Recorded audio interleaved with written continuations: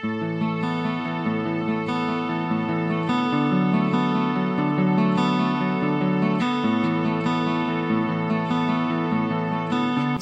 warahmatullahi wabarakatuh. Saya Ngadi, owner di Sarofa Motor, alamat di Jalan Raya Pamekasan, KM 15, Desa Bluto, Kecamatan Bluto, Kabupaten Sumut. Saya adalah PNS, guru SMK Negeri 1 Kaliangat. Kebetulan ngajar di teknik dan bisnis sepeda motor, dan juga saya memang senang di dunia otomotif. Saya senang cari masalah, terutama sepeda-sepeda nakal atau mobil-mobil yang nakal gitulah, intinya begitu. Awalnya saya mendirikan bengkel sampai sekarang itu kan berangkat dari keluhan masyarakat. Nah, karena masyarakat itu terbagi dua. Kalau sepedanya itu masih baru, pasti larinya itu ke dealer. Tapi kalau sudah sepeda umur 3 tahun itu kan sepedanya nakal-nakal itu. Nah, akhirnya larinya itu ke bengkel-bengkel kecil. Nah, di bengkel kecil itu ada kekurangannya. Kekurangannya itu tidak menempuh pendidikan formal. Sehingga kalau memperbaiki mesin itu tidak berdasarkan ilmu pengetahuan. Nah, dari sana sehingga muncul ide menggabungkan bengkel yang kecil, yang menerima segala merek, yang khusus menangani sepeda nakal, tapi berbasis ilmu pengetahuan dan teknologi. Nah, kebetulan background saya memang ya didikan dari latar belakang mesin, mulai STM itu mesin produksi, kemudian sempat menikmati D3 itu mesin konversi, kemudian S1 itu mesin otomotif, dan sempat juga mengenyam pendidikan di fisika. Jadi saya menggabungkan ilmu-ilmu mereka sehingga punya spesifikasi khusus. Yang paling banyak sebenarnya yang menunjang itu ilmu di ilmu fisika, karena basic teknologi itu sebenarnya kan fisika dan matematika. Nah, sehingga betul ide saya itu terjawab sehingga muncul Sarofa Motor. Saya punya filosofi berpikir begini, ilmu tanpa praktek itu ngibul, tapi praktek tanpa ilmu itu mabuk. Nah, saya kebetulan ya lumayan lah belajar ilmu, kemudian prakteknya juga pernah jadi teknisi di bengkel Hyundai, juga pernah jadi teknisi di manufaktur makanan di Indofood Sukses Makmur. Saya juga lama di sana. Gitu. Sehingga teori dan pengetahuan yang saya dapatkan itu saya gabungkan di sana. Dan masalah-masalah yang ada di Hyundai, masalah-masalah ada di Indofood itu juga membantu untuk memperkuat teori yang saya pelajari selama ini.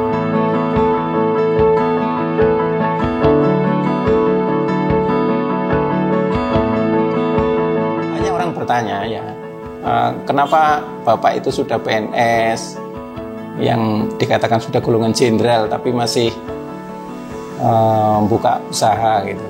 Nah, awalnya itu dari pengalaman yang saya sederhana. Saya itu pernah bicara dengan istri, kamu itu enak kalau kalau saya mati itu kamu dapat pensiun gitu. Istri saya tidak menjawab, tapi menjawabnya itu saya diajak ke bakul rujak, orang jualan rujak. Terus istri saya bertanya, kamu tahu nggak ini siapa? Siapa? Nah, ini adalah guru SMA saya.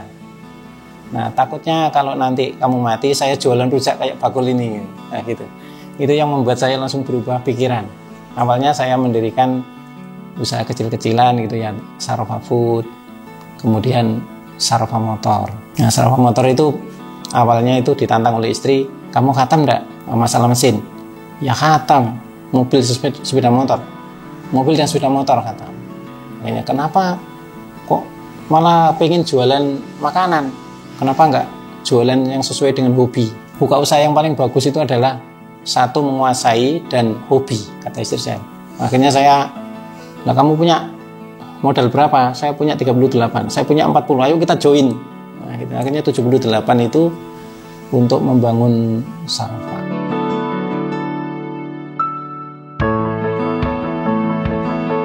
Sarofa itu saya dirikan bulan Oktober tahun 2018. Nah, awalnya itu sebenarnya tidak sengaja, ada lulusan SMK Kalianget yang ke rumah, bingung saya ini mau kerja apa. Saya tanya balik, seandainya kamu saya dirikan bengkel, kamu bisa ngelola enggak? Nah, ternyata saya siap Pak, tapi didampingi Bapak 3 bulan. Akhirnya saya dampingi betul 3 bulan, terus dia harus berjalan sendiri. Namanya anak STM, ya masih belum pengalaman.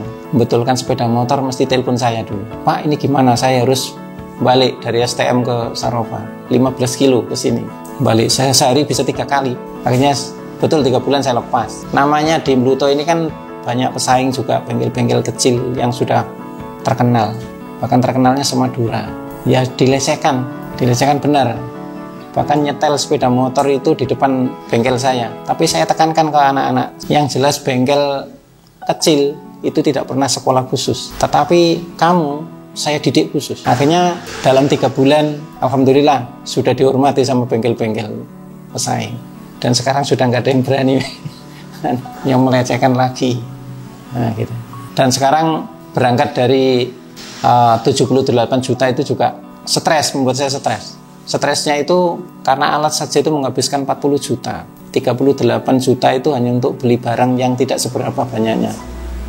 Akhirnya terus dimotivasi sama istri, ya sudah, nanti kita pinjam ke bank.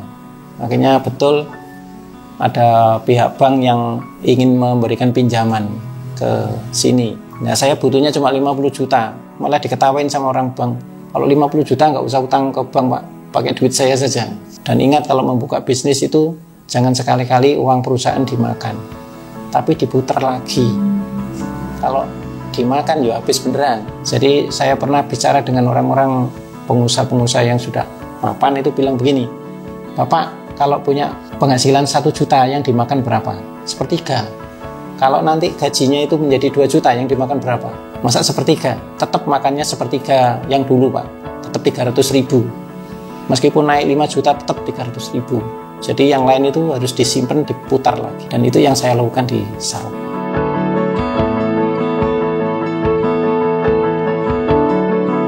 Banyak orang bertanya, kenapa Pak Ngadi itu kok masih buka bengkel? Padahal penghasilannya kan lumayan cukup lah. Saya itu berpikir begini, kita itu harus kaya. Karena kalau tidak kaya nggak mungkin bisa membantu orang. Itu yang membuat inspirasi saya. Jadi saya harus membantu orang dengan kekayaan. Dan kalau dengan membuka lapangan pekerjaan itu kan bisa membantu orang banyak. Jadi tidak hanya bisa membantu orang miskin saja, tapi bisa membantu orang-orang yang membutuhkan, lebih membutuhkan. Makanya saya tekankan sama siswa-siswa saya, ada 3 hal yang harus kamu lakukan dalam hidup. 1, harus kaya. Kalau kaya itu nanti bisa membantu orang banyak. Nomor 2, jangan jadi orang goblok. Karena orang goblok itu nyusahkan orang. Yang ketiga, itu angkat derajat orang tuamu. Karena hanya orang tuamu yang pantas diangkat, yang lain tidak.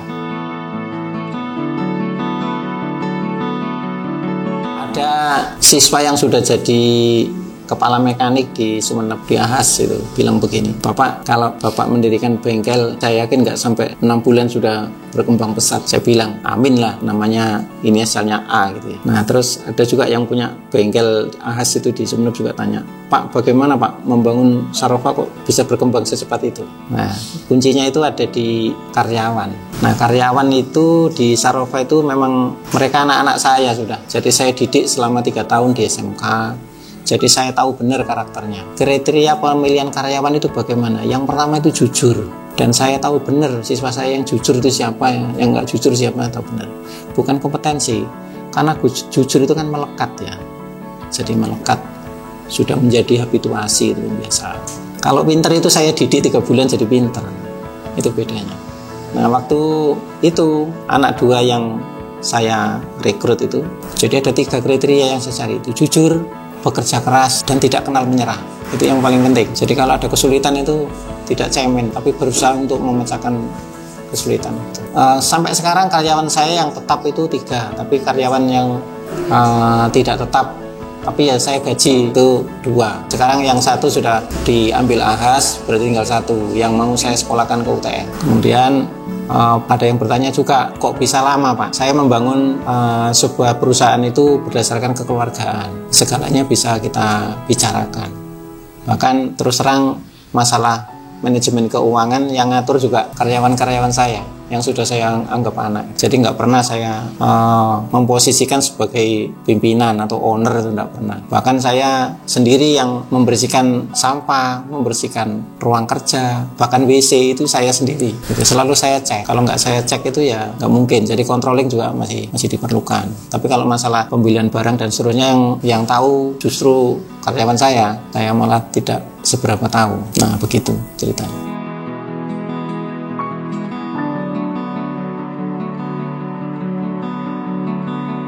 Jadi kesulitan yang kami hadapi, tapi kita sama dengan pengusaha-pengusaha lain di bidang spare part ya, spare part gitu. Saya kan buka 2, servis dan spare part. Kalau servis itu tidak ada masalah, kami insya Allah kerusakan apapun itu akan selesai di sini gitu.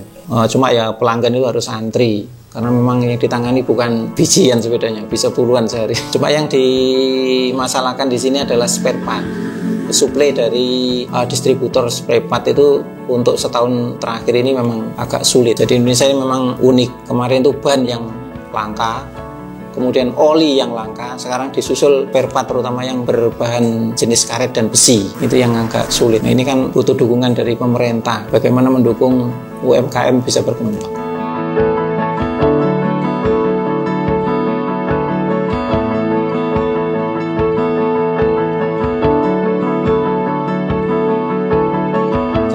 Pemasaran hampir secara teknis pemasaran servo motor itu tidak pernah dilakukan secara sesuai teknis pemasaran gitu, ilmu pemasaran gitu. Kami hanya mengandalkan dari mulut ke mulut. Saya percaya kalau masyarakat itu muncul kepercayaan itu jauh lebih efektif dari media massa apapun itu. Memang yang saya bangun itu kepercayaan, trustnya itu. Contoh masalah oli. Oli itu di Sumeneb ini beredar kualitas asli sampai D. Ada yang barcode-nya itu sama. Ya, kata orang-orang di internet atau di mana saja itu untuk mendeteksi oli asli atau tidak itu kan ada 3 barcode-nya, kemudian seri number-nya itu sama kejernihannya. Ini ada oli yang saya pastikan barcode ada, kejernihan juga punya, seri number juga ada. Dan kalau dilacak di internet juga ada. Tapi harganya saya jamin selisihnya 10.000. Merek apa saja Pak? Semua merek. Bahkan saya pernah didatangi sales dari perusahaan X gitu ke sini menawarkan kalau Bapak bisa menjual 500 dus kalau tidak salah, itu saya kasih kulkas. Kalau bisa menjual 2000 dus Mas, maka saya kasih PCX atau NMAX. Dan saya menolak itu. Memang andalan saya itu adalah kejujuran. Jadi misalkan oli ya saya apa adanya. Saya jual yang KW itu juga ada, yang ori juga ada. Dan masyarakat saya tunjukkan, milih KW atau ori, yang jelas 100%. Pelanggan Sarofa milih yang ori, tidak ada yang mau KW. Tapi yang KW itu tetap saya munculkan. Kenapa? Karena nanti kalau ada yang komplain, loh di sana kok murah Pak, saya juga punya yang lebih murah. Itu yang pemasaran yang jitu. Nah terus kalau mengatasi konsumen itu juga diajak diskusi. Jadi ininya sebaiknya pakai yang ini Pak, jangan yang ini. Loh kenapa? Alasannya ditunjukkan berbasis ilmu pengetahuan. Suatu contoh, waktu awal-awal Sarofa buka itu ada konsumen yang ngetap oli. Nah ngetap oli itu biasanya di bengkel-bengkel kecil pinggir jalan itu kan selalu dikompresor. Nah gitu. Saya diprotes. Loh Pak, kok beda dengan yang di luar? Di luar itu dikompresor sampai bersih. Jawaban saya sederhana. Saya ambil kompresor, yang air gunnya itu saya tembakkan pasir yang ada di bawah. Terus saya tanya, pasirnya kira-kira larinya kemana Pak? Ke atas. Mesin juga begitu. Kalau ditembak, kotorannya lari ke atas. Ke atas ini bisa mengamplas piston. Piston kalau diamplas kan ya hancur Pak. Nah, coba tangannya mana Pak? Biar saya semprot sama air gun. Apa yang dirasakan? Ada air. Air juga nggak boleh Pak masuk ke mesin.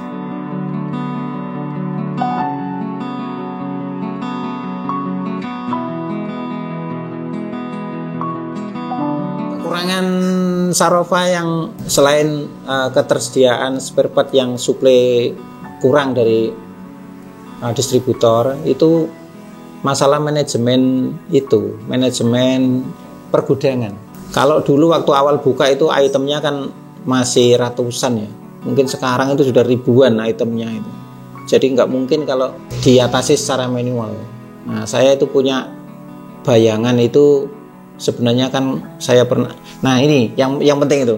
Saya itu sering keluar kota, itu sering masuk ke plaza-plaza, ke toko-toko modern. Itu bukan kok untuk belanja. Bukan, tapi belanja ide. Nah, itu yang paling penting. Nah, saya menemukan ada toko elektronik yang bagus di Surabaya, Jakarta Note itu punya 3 cabang di Surabaya. Jadi kalau saya beli itu bisa ngecek barangnya itu ada di mana, terus ketersediaan stoknya itu berapa.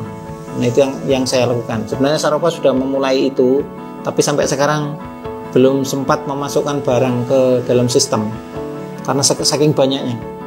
Jadi sebaiknya kalau masih buka-buka awal segera dibuat sistem informasi itu sehingga tidak menyusahkan waktu memasukkan barang.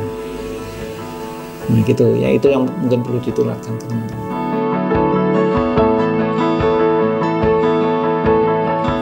Harapan saya ya Sarofa semakin berkembang ke depan ya.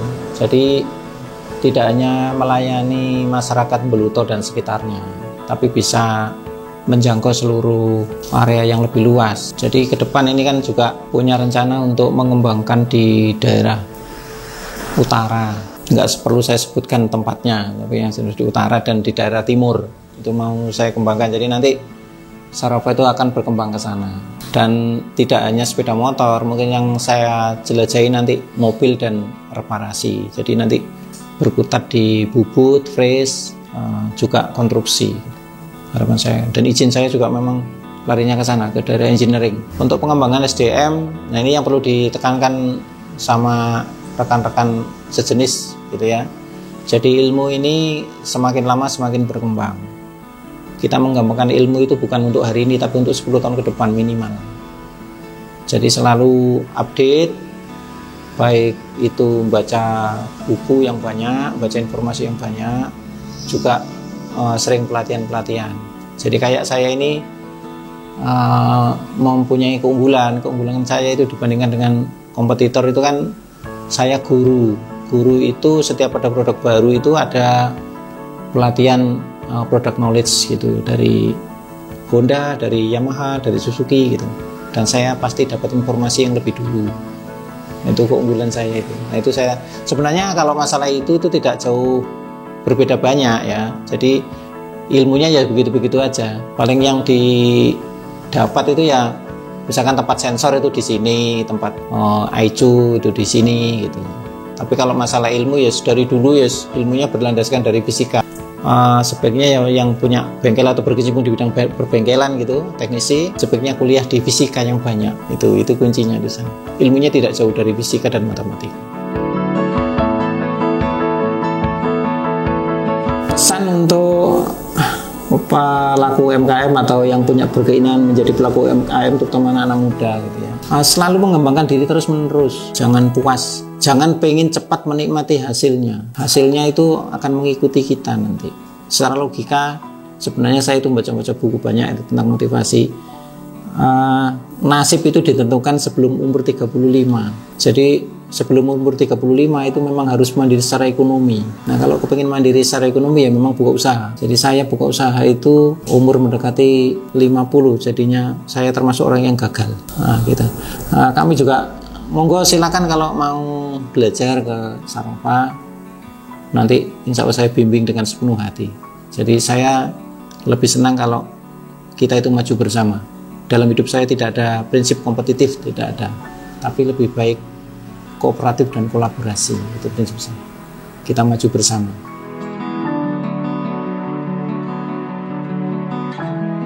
Terima kasih audiens sudah rela dengan senang hati menonton video ini. Semoga dapat menginspirasi untuk kita semua. Terima kasih. Assalamualaikum warahmatullahi wabarakatuh. Jangan lupa like, komen, dan subscribe di channel Legenda Kreatif. Dan tetap semangat. Oke, mantap.